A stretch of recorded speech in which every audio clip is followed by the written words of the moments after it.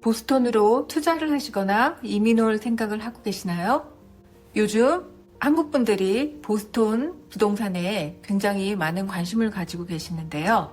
저한테도 제 유튜브 채널을 보고 많은 분들이 연락이 왔습니다. 저에게 가장 많이 들어왔던 질문들 위주로 몇 가지 추려서 정리해 드릴게요. 안녕하세요, 줄리입니다. 저는 보스턴 지역에서 부동산 중개를 하고 있습니다. 제 채널은 보스턴으로 이사오는 많은 분들에게 부동산과 생활에 관한 이야기를 전달해 드리는 채널입니다. 미국 보스턴 지역으로 이민이나 투자를 계획하고 계시다면 전화나 연락 주세요. 요즘 전 세계적으로 자산가의 이동이 굉장히 높아지고 있습니다. 글로벌 투자 자문회사인 헨리 앤 파트너스에서 매년 발표하는 리포트에 따르면 매년 14만 명 정도의 백만장자들이 국경을 넘어서 자산을 이동시키고 있습니다. 특히 세금이 높은 나라에서 세금 부담이 적고 투자 환경이 좋은 나라로 자산을 옮기는 현상이 뚜렷하게 나타나고 있습니다. 한국도 예외는 아닌데요. 최근 한국 언론 보도를 보면 한국의 자산가들이 해외로 이주하거나 해외로 자산을 이전하는 사례가 빠르게 늘고 있습니다. 그 이유는 크게 두 가지라고 볼 수 있는데요. 첫 번째는 자녀 교육이고, 두 번째는 상속과 증여, 그리고 자산 승계 문제입니다. 한국은 상속세율이 최대 50%로 OECD 국가들 중에서도 굉장히 높은 편에 속합니다.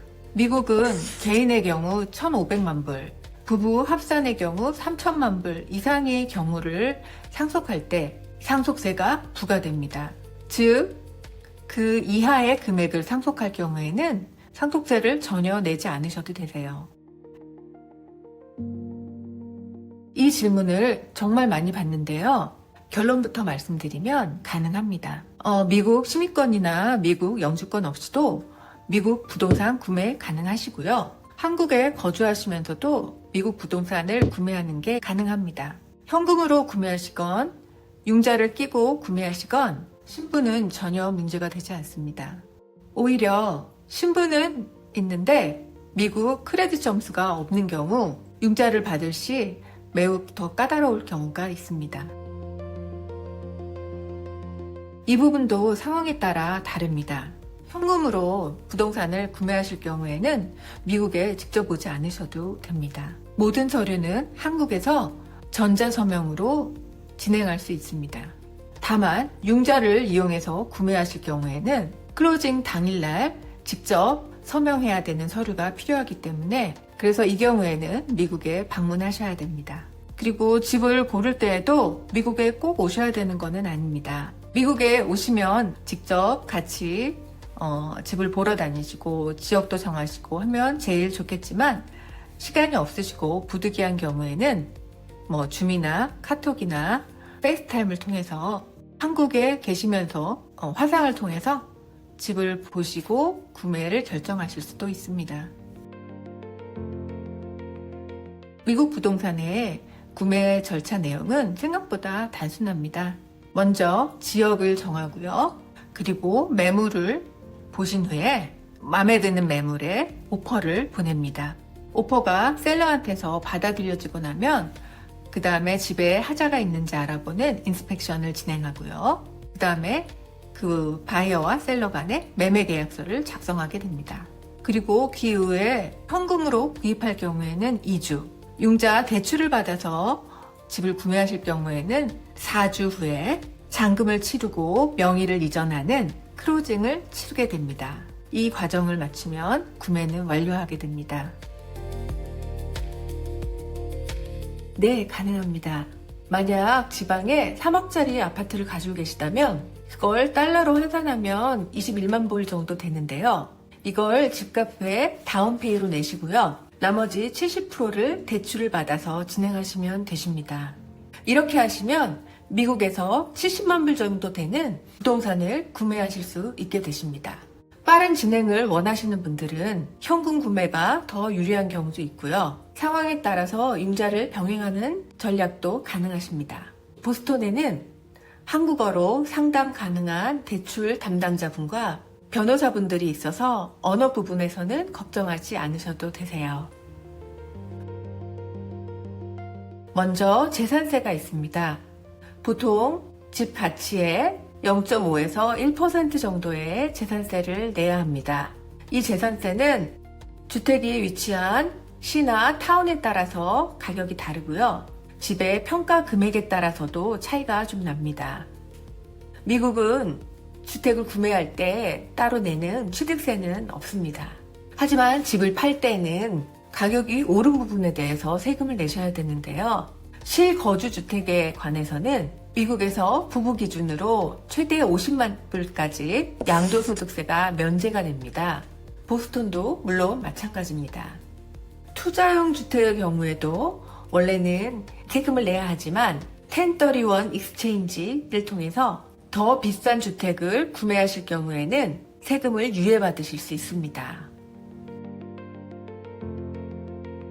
많은 분들이 명의에 대해서 고민하시면서 LLC 같은 법인으로 구매할지 아니면 본인 이름으로 구매할지 혹은 또 자녀 이름으로 구매할지에 대해서 문의를 많이 하십니다.